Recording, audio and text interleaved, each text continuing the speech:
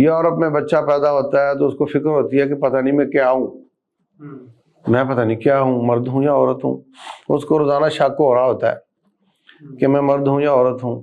یہ ایسی خواتین ہیں جن کو مجبوراً کام کرنا پڑتا ہے، جو بالکل فارغ ہیں، جن کی ضرورت ہے کہ وہ معاشرے میں کام کریں، تو اس کے لیے کیا کیا احتیاطیں؟ وہاں بھی کہا کہ اس نے کرنا ہے پردہ، چہرے کو ڈھانپنا ہے. اچھا نقاب منع کیوں ہو گیا؟ چہرے کا پردہ اگر تھا ہی نہیں تو نقاب کا تصور ہی ختم ہو جاتا ہے. مرد اور عورت کے ساتھ ایک اکیلے تو نہیں ہو سکتے، لیکن کیا اجتماع میں کام کر سکتے ہیں جہاں زیادہ مرد ہوں، زیادہ عورتیں ہوں؟ یعنی آپ جاہل ماسی سے اپنے بچوں کی تربیت کروا رہے ہیں اور اس کو لوگوں کے لیے بھیج دیا ہے. تو جب آپ ڈیوٹیاں چینج کر دیں گے تو سٹرکچر تباہ ہو جائے گا، اور یہ ہو رہا ہے. یہ استثنائی شکلیں ہوتی ہیں. ایسی مجبوری میں مرد کو بھی گھر کے کام کرنے پڑ جاتے ہیں اور عورت کو بھی آؤٹ ڈور کے کام کرنے پڑ جاتے ہیں. لیکن صرف اسٹیٹس مینٹین کرنے کے لیے، معیار زندگی بلند کرنے کے لیے، نخرے پورے کرنے کے لیے اپنے آپ کو باہر نکالنا اور جا کر کے زینت بننا آفیسز کی، میں اس کو اچھا نہیں سمجھتا. السلام علیکم ورحمۃ اللہ وبرکاتہ. ناظرین، الغزو الفکری کے نام سے ہمارا سلسلہ کلام جاری تھا. اس حوالے سے ہمارے ساتھ تشریف رکھتے ہیں ملک کے نام مفتی محترم محمد یوسف تیوی صاحب. آج ایک نئے موضوع کے ساتھ انشاءاللہ ہم مفتی صاحب سے سوال و جواب کریں گے. ہمارے معاشرے میں ایک نظری اور فکری ایک بحث جو بہت زیادہ جاری ہے اور اس میں بعض اوقات بڑی شدت آ جاتی ہے، اور وہ یہ ہے کہ عورت اور مرد کا اختلاط اور ان کا باہمی تعلق یہ معاشرے میں کس لیول تک اس کی حدود و قیود ہیں. انشاءاللہ قرآن و سنت کی روشنی میں ہم مفتی صاحب سے اس کی ہدایات لیں گے. شیخ، آپ کو آج کے پروگرام میں تشریف لانے پر اہلا و سہلا و مرحبا. جزاک اللہ خیر. اس حوالے سے شیخ، جو آج کا موضوع ہے، اسلام نے مرد اور عورت ان کے جو حدود و قیود ہیں ان کی، اس کو کس حد تک اس میں فرق ہے یا دونوں کو اسلام نے ایک نظر سے دیکھا ہے؟ ان کا معاشرتی کردار جو ہے اس پر تھوڑا سا شریعت کی روشنی میں جو ہے نا وہ روشنی ڈالی. بسم اللہ الرحمن الرحیم.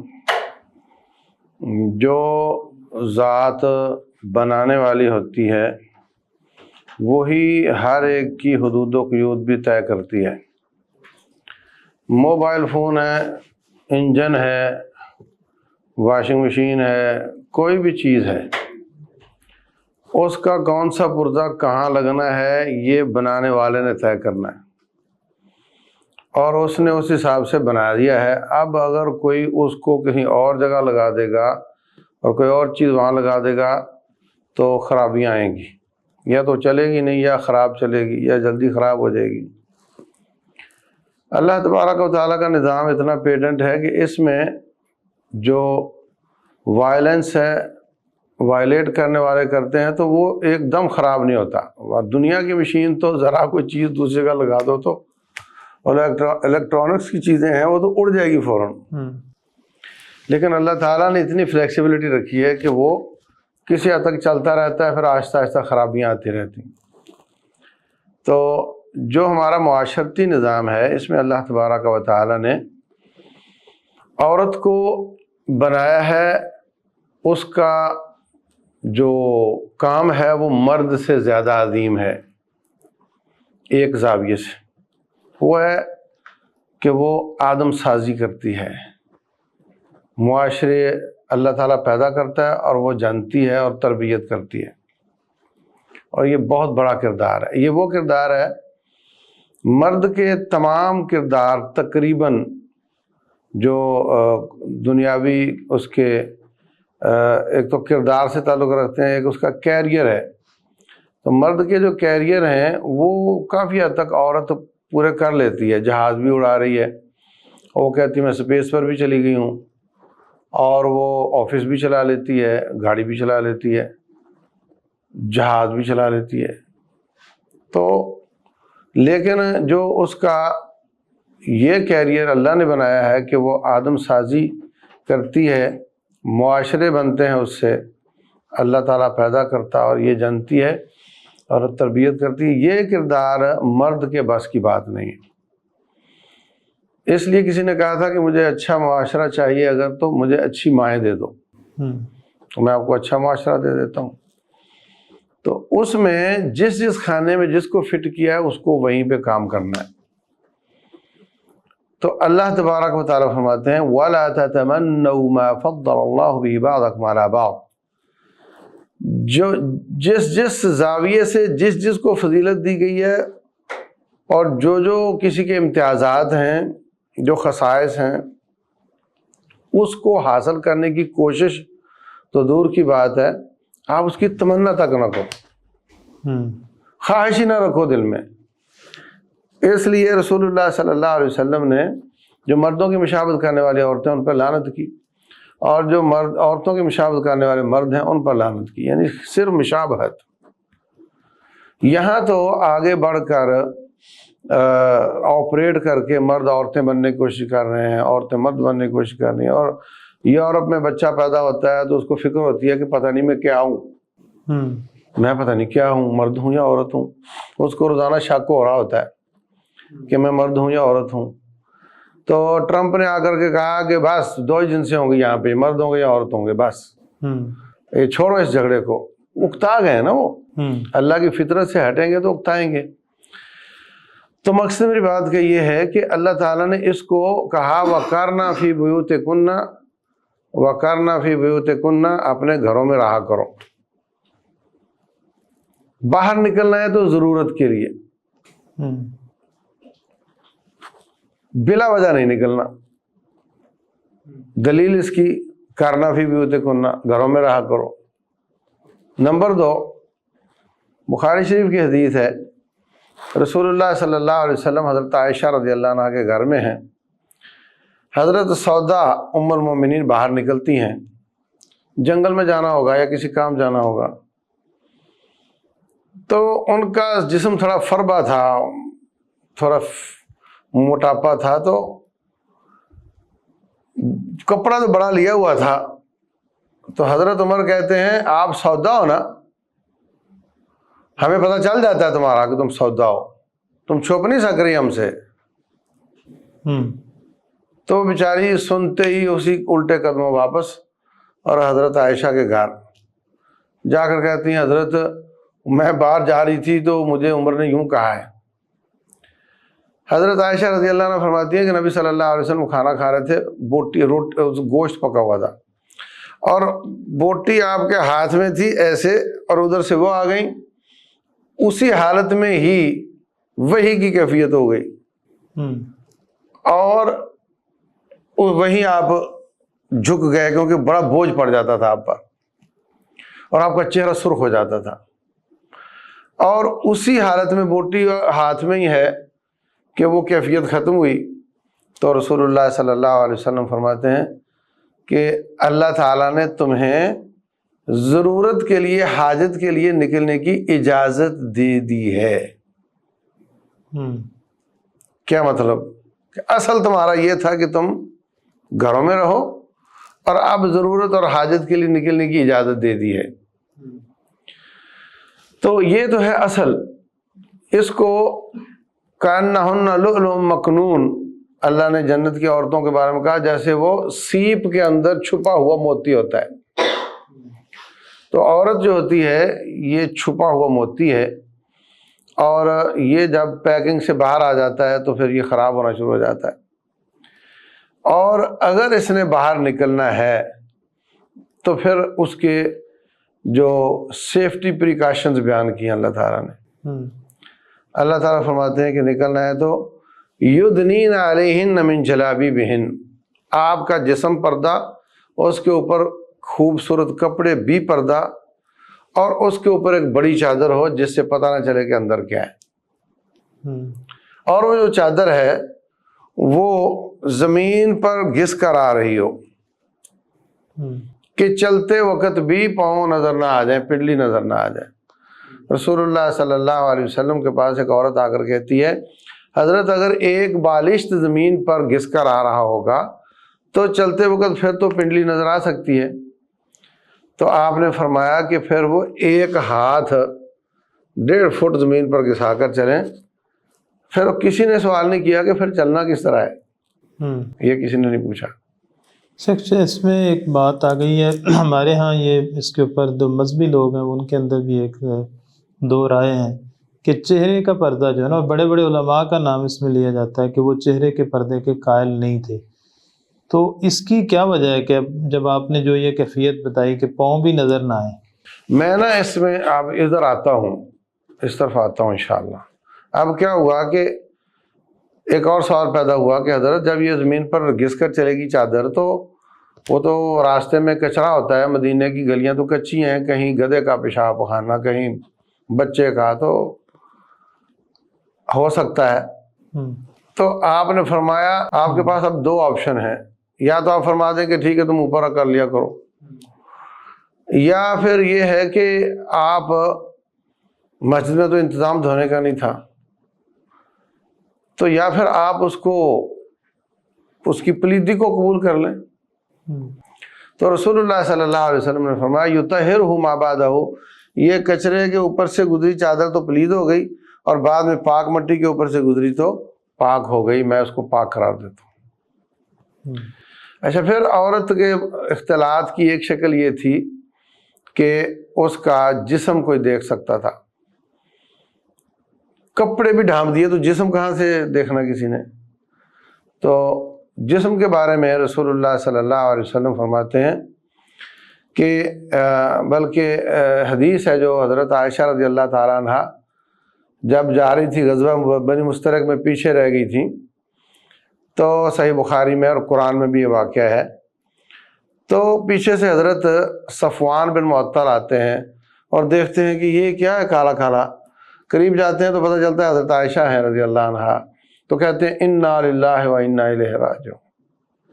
حضرت عائشہ کہتی ہیں کہ میں نے اس کی آواز سن کر میری آنکھ کھلی تو میں نے فوراً اپنے آپ کو کور کیا، تو اس نے انا للہ کیوں پڑھا، اس کو کیا پتہ کون ہے، جب پردہ کرتی ہے عورتیں چہرے کو ڈھانپتی تھیں، تو اس کی وضاحت کرتی ہیں یہاں پہ اماں عائشہ رضی اللہ عنہا وعن ابیہا، فرماتی ہیں وَكَانَ قَدْ رَآنِي قَبْلَ أَن يَنزِلَ الْحِجَابِ، یہ صحیح بخاری میں، انہوں نے مجھے حجاب نازل ہونے سے پہلے کا دیکھا ہوا تھا، چھوٹی عمر میں گلیوں میں کھیلتی تھی تو انہوں نے مجھے دیکھا ہوا تھا، اس لیے مجھے پہچانا۔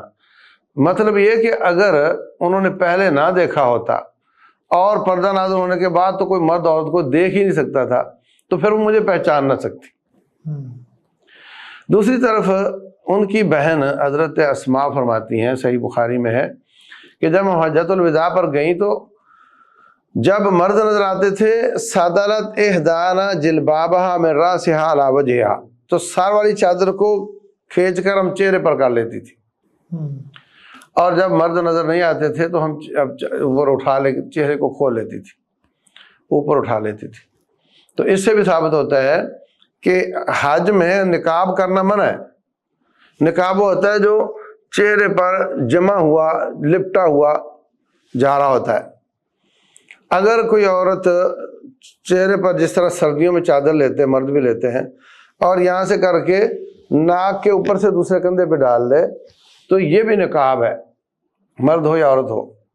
اس کو تلثم بولتے ہیں، یہ مڑاسا پہننا، یہ بھی حج میں منع ہے۔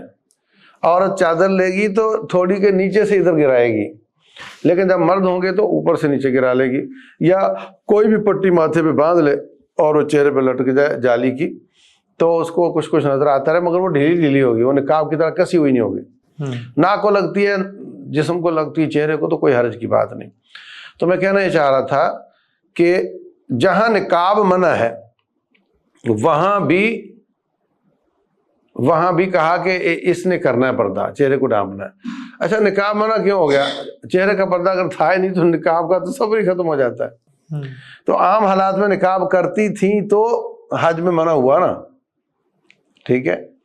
اچھا، پھر مرد کے عورت کی جو اختلاط کی ایک شکل یا اس کی اٹریکشن کی ایک وجہ یہ بنتی ہے کہ عورت جا رہی ہے، اس کی خوشبو مردوں کو آ رہی ہے تو سب کے دل میں چاہت پیدا ہوتی۔ تو اس کے بارے میں رسول اللہ صلی اللہ علیہ وسلم فرماتے ہیں طیب النساء ما ظہر لونہ وخفی ریحہ، عورتوں کی خوشبو ہونی چاہیے جس کا رنگ ہلکا، رنگ زیادہ اور خوشبو ہلکی ہو، کیونکہ پردہ جو کر لینا ہے تو اس کی تو نقصان نہیں رنگ کا، اور جو خوشبو ہے وہ ہلکی ہو۔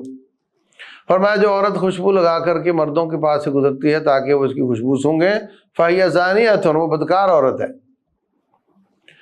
اچھا، ایک شکل اختلاط کی یا اٹریکشن کی یہ بھی تھی کہ عورت چل رہی ہے تو اس کے پازیب، اس کے پاؤں میں گھنگرو، وہ اس کی آواز آ رہی ہے، تو اللہ تعالیٰ فرماتے ہیں وَلَا يَضْرِبْنَ بِأَرْجُلِهِنَّ لِيُعْلَمَ مَا يُخْفِينَ مِنْ زِينَتِهِنَّ، اپنے پاؤں کو زمین پر زور سے نہ مارو کہ ان کی مخفی زینت کا پتہ چل جائے مردوں کو۔ پردہ ہے، کچھ نظر نہیں آ رہا مگر آواز تو آ رہی ہے، آواز میں بھی اٹریکشن ہے۔ اللہ تبارک و تعالیٰ قرآن حکیم میں فرماتے ہیں یا نساء النبی لستن کاحد من النساء ان اتقیتن فلا تخضعن بالقول، اے نبی کی بیویوں لوچدار بات نہ کرنا، مٹک مٹک کر چبا چبا کے الفاظ بات کو خامخواہ بڑھانے کی کوشش کہ سامنے والا فیطمع الذی فی قلبہ مرض، جس کے دل میں بیماری ہے اس میں طمع نہ پیدا ہو جائے۔ حالانکہ نبی کی بیویاں تو اللہ کی نگرانی میں ہیں ہی، نبی کو اللہ تعالیٰ ایسی عورتیں نہیں دیتا جو اس طرح کرنے والی ہوں، تو ان کو بتا کر عام عورتوں کو اللہ تبارک و تعالیٰ نے سمجھایا ہے کہ آپ کی آواز بھی سنجیدہ وَقُلْنَا قَوْلًا مَعْرُوفًا، دو ٹوک بات کرو۔ فون آیا، کون؟ فلاں، کس سے ملنا ہے؟ فلاں سے، ہے نہیں ہے، بات ختم، سنجیدہ بات کرو۔ اس کے دل میں ہو کہ یہ تو بہت یا غصے والی ہے یا سنجیدہ عورت ہے، یہ کوئی مٹک مٹک کر چبا چبا کر باتیں کرنے والی لوچ دار والی نہیں ہے۔ تو اس میں بھی اور فرمایا کہ اگر مرد اور عورتیں نماز پڑھ رہے ہوتے تھے، امام کے پیچھے مرد دو ایک صفیں چھوڑ کر عورتیں پڑھتی تھی، امام بھول گیا، مردوں کو سمجھ نہیں آئی، عورتوں کو سمجھ آ گئی، تو وہ تالی بجا کر کے ان کو بتائے کہ تو بھول گیا ہے، وہ گلے سے سبحان اللہ نہ کہے۔ تو یہاں بھی احتیاط کی۔ اور اختلاط کی جو فزیکل وجہ ہے یا جو فزیکل اختلاط ہے، رسول اللہ صلی اللہ علیہ وسلم فرماتے ہیں لا یخلون رجل بامرأۃ الا کان الشیطان ثالثہما، جب بھی کوئی عورت مرد کے ساتھ اکیلی ہوتی ہے تو وہاں شیطان تیسرا ہوتا ہے۔ اب بچی جاتی ہے کالج تو سب سے پہلے وہ اس بچی کو اٹھاتا ہے، پھر آگے 1 کلومیٹر بعد دوسری بچی کو اٹھاتا ہے، تو یہ 1 کلومیٹر تک یہ بچی اس ڈرائیور کے ساتھ اکیلی ہے، اور چھوڑتے وقت بھی وہ ان کو سب کو فارغ کر کے اس کو آخر میں اٹھاتا ہے۔ اس وجہ سے میرے پاس معلومات ہیں، کئی کیس بنتے ہیں۔ ہاں جی، بہت سارے اور ڈاکٹر ہے، رات 1 بجے تک مریضوں کو دیکھتے رہے ہیں، اب مرد اور عورت دونوں فارغ ہو گئے ہیں اور ایک کمرے میں بیٹھے ہوئے ہیں، نائٹ ڈیوٹی ہے ان کی۔ ایسا ہوتا ہے، بالکل ہوتا ہے جی۔ اور یہ جو لفٹ ہے اس میں بس اوقات لڑکی جا رہی ہے، ایک لڑکا بھی آ گیا ہے، وہ اکیلے دونوں ہیں، تو یہ سب چلتا ہے۔ اسی طرح ہمارے ہاں جناب یہ ٹیوشن پڑھانے آ گیا ہے یا حتیٰ کہ قرآن پڑھانے آ گیا ہے، تو وہ کچھ احتیاط کرتے ہیں، جی ماں ساتھ بیٹھے گی، ماں کو فون آ جاتا ہے اور وہ جاتی ہے 2-3 منٹ، نمبر دینے میں کون سا وقت لگتا ہے؟ نمبر دینے میں کون سا وقت لگتا ہے؟ پہلے سے لکھا ہوا ہو 1 سیکنڈ میں پکڑایا جا سکتا ہے۔ تو یہ سب کچھ ہو رہا ہے ہمارے معاشرے میں، اور نبی صلی اللہ علیہ وسلم نے اس اختلاط کو منع کیا ہے، کیونکہ اس کے بعد پھر بغیر شادی کے جوڑے بنتے ہیں اور پھر نسلیں برباد ہوتی ہیں۔ سر صاحب، ہمارے معاشرے میں جس طرح اسکول ایجوکیشن ہے، ایک ہیڈ جو ہے نا پرنسپل ہے، تو خاص طور پہ چھوٹے بچوں کے لیے جس طرح پلے نرسری پریپ اور چھوٹی کلاسوں کے لیے خواتین جو ہے نا وہ اس کو بہتر پڑھا لیتی ہیں۔ ایک یہ ہے کہ ان کو فارغ بھی ہوتی ہیں، عام طور پر پرائیویٹ اسکول میں لوگ جاب نہیں کرتے کیونکہ تنخواہ تھوڑی ہوتی ہے، لڑکیاں جو ہے نا وہ ان کے پاس ٹائم بھی ہوتا ہے، لوگ بھیج دیتے ہیں۔ اسی طرح جو ہے نا وہ ہیلتھ کے اندر بھی خواتین کا، تو جو ایسی خواتین ہیں جن کو مجبوراً کام کرنا پڑتا ہے، جو بالکل فارغ ہیں، جن کی ضرورت ہے کہ وہ معاشرے میں کام کریں، تو اس کے لیے کیا کیا احتیاطیں کچھ تو آپ نے بتا دیں، لیکن مرد اور عورت کے ساتھ ایک اکیلے تو نہیں ہو سکتے، لیکن کیا اجتماع میں کام کر سکتے ہیں جہاں زیادہ مرد ہوں زیادہ عورتیں ہوں؟ ہاں بالکل، اگر عورتیں زیادہ ہیں مرد بھی زیادہ ہیں، عورتوں کا اپنا معاشرہ ہے، ان کا اختلاط آپس میں ہے، ان کا کمرہ الگ ہے، مردوں کا الگ ہے، اور گلی میں گزرتے وقت اگر آمنا سامنا ہوتا بھی ہے تو دونوں نے بالکل اپنا اپنا حساب رکھا ہوا ہے، عورت نے پردہ کیا ہوا ہے، تو ایسی صورت میں وہ جو وائلیشن ہے اس سے اگر بچا جائے تو مجبوری میں نوکری کی جا سکتی ہے۔ حقیقت یہ ہے کہ اللہ تعالیٰ نے کام کے لیے مرد کو پیدا کیا ہے، اس کا کام ہے کمائی کر کے لا کر دینا، اور عورت کو جو اس کی بچوں کی تربیت کا کام دیا ہے۔ یہاں میں ایک بات کہنا چاہ رہا ہوں کہ روٹین میں اللہ تبارک تعالیٰ نے عورت کو انڈور اور مرد کو آؤٹ ڈور کے لیے پیدا کیا ہے، لیکن بسا اوقات ایکسیپشنل کیس ہوتے ہیں، جیسے اللہ محفوظ رکھے شوہر بیمار پڑ گیا اور بسا اوقات اس کی بیماری لمبی ہو گئی، لاٹ ٹوٹ گئی، اس کی ٹانگ ٹوٹ گئی، تو اب عورت کو کمانا پڑ رہا ہے، وہ جا کر کسی ہوٹل پہ برتن دھو رہی ہے یا وہ کوئی سلائی کر کے اپنا گزارا کر رہی ہے۔ اسی طرح عورت کو اس طرح کے مسائل ہو گئے، مرد کچن میں جا رہا ہے، اس کو ہانڈیاں پکانی پڑ رہی ہے۔ یہ استثنائی شکلیں ہوتی ہیں، ایسی مجبوری میں مرد کو بھی گھر کے کام کرنے پڑ جاتے ہیں اور عورت کو بھی آؤٹ ڈور کے کام کرنے پڑ جاتے ہیں، لیکن صرف اسٹیٹس مینٹین کرنے کے لیے، معیار زندگی بلند کرنے کے لیے، نخرے پورے کرنے کے لیے اپنے آپ کو باہر نکالنا اور جا کر کے زینت بننا آفیسز کی، میں اس کو اچھا نہیں سمجھتا۔ اور کسی فوجی، سول یا کمپنی یا کسی انسٹیٹیوشن کو تباہ کرنے کے لیے یہ بڑا ہی آسان نسخہ ہے کہ آپ کمپیوٹر والے کو گیٹ پہ بٹھا دو، تنخواہ اس کی زیادہ کر دو۔ کمپیوٹر والا ₹1,00,000 لے رہا تھا، بولے تو ₹1,25,000 ملے گا مگر تو نے گیٹ پہ بیٹھنا ہے، اور گیٹ والے کو سیل پر بھیج دو، ہاں، اور سیل والے کو کمپیوٹر پہ بٹھا دو۔ یعنی جو پراپر کام کے لیے بندہ سائن کیا گیا اس کی بجائے اس کو تباہی آئے گی نہیں اس ادارے میں۔ یقیناً تو یہ جو ہمارے معاشرے کا سٹرکچر ہے، اس میں جب آپ نے شادی کرنی ہے تو آپ کہہ رہے ہیں جی اتنی پڑھی ہوئی ہو، میں اتنا پڑھا ہوا ہوں، اور اس میں دین کا یہ ہو ایلیمنٹ ہو، اتنی باپرد ہو، یہ ہو، اور جب وہ آ جاتی ہے تو اس کو بھیج دیتے ہیں چل تو اسکول جا کر پڑھا، اور بچے کون سنبھالتی ہے؟ جاہل ماسی۔ یعنی آپ جاہل ماسی سے اپنے بچوں کی تربیت کروا رہے ہیں اور اس کو لوگوں کے لیے بھیج دیا ہے۔ تو جب آپ ڈیوٹیاں چینج کر دیں گے تو سٹرکچر تباہ ہو جائے گا، اور یہ ہو رہا ہے اس وقت۔ مجھے آج میں نے خبر پڑھی ہے کہ پیوتن نے کہا ہے کہ روسی لڑکیاں جو کالج سکول جاتی ہیں، سکول جانے والی، وہ سب بچے جنے، میں اتنے پیسے دوں گا، اور اس کی پچھلے سال کی ترغیب سے 12 سال کی لڑکیوں نے بھی بچے جنے ہیں، 15 سال والی نے بھی جنے ہیں، اور اس سے وہ پیسے لیے ہیں۔ اب وہ کہہ رہا ہے میں پیسے اور زیادہ کروں گا، تم سکول جا رہی ہو تو بچے جنو اور تم پیسے لو ہم سے۔ یہ کیا ہو رہا ہے؟ ہو یہ رہا ہے کہ جو اس نے سٹرکچر اللہ نے بنایا تھا نا، یہ جو میں نے احتیاطیں بتائیں اس والا، اس سے عورت اپنی ڈیوٹی پر تھی، مرد اپنی ڈیوٹی پر تھا، اور ایک معاشرہ پروان چڑھ رہا تھا۔ انہوں نے جب عورت کو لے آیا بازار میں اور ان کو مردوں والی ڈیوٹیاں دے دیں تو نتیجتاً وہ اپنی ڈیوٹی چھوڑ بیٹھی۔ جب اپنی ڈیوٹی چھوڑ بیٹھی تو سب سے زیادہ پاپولیشن والا چائنا بھی سر پہ ہاتھ رکھ کے بیٹھا ہوا ہے، یعنی وہ آدم سازی کم ہو گئی۔ ہاں، اور سارے سر پکڑ کے بیٹھے ہوئے ہیں۔ کیا ہوا ہمارے ساتھ؟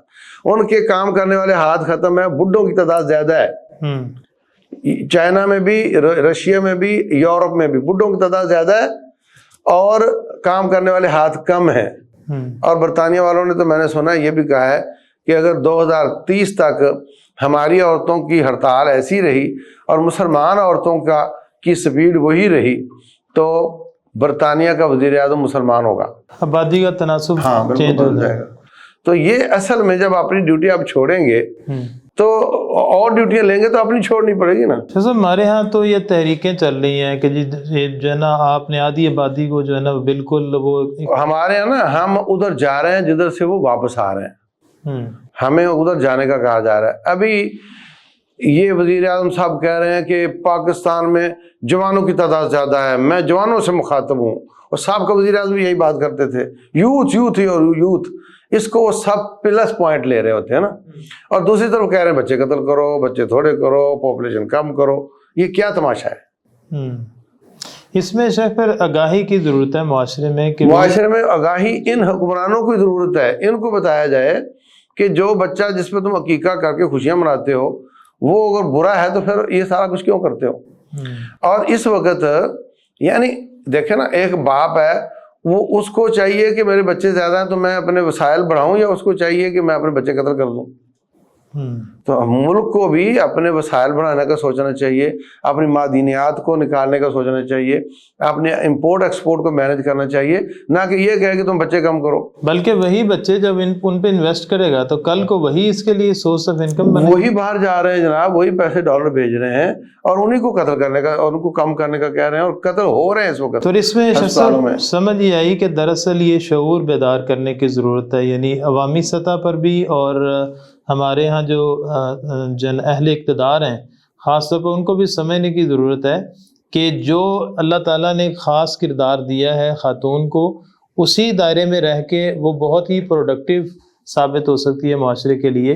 اور جو شیخ صاحب نے ہمیں اسلامی آداب بتائے ہیں عورت کے اور مرد کے، اگر اس اختلاط سے حتی الوسع بچا جائے اور جہاں ضروری ہے وہاں جو اسلام نے احتیاطیں بتائی ہیں ان کو پیش نظر رکھا جائے تو انشاءاللہ معاشرہ ترقی بھی کرے گا، اور انشاءاللہ جو مسائل پیدا ہوتے ہیں معاشرتی سماجی وہ بھی انشاءاللہ ختم ہوں گے۔ اللہ تعالیٰ ہم سب کو عمل کی توفیق دے۔ بہت شکریہ، السلام علیکم۔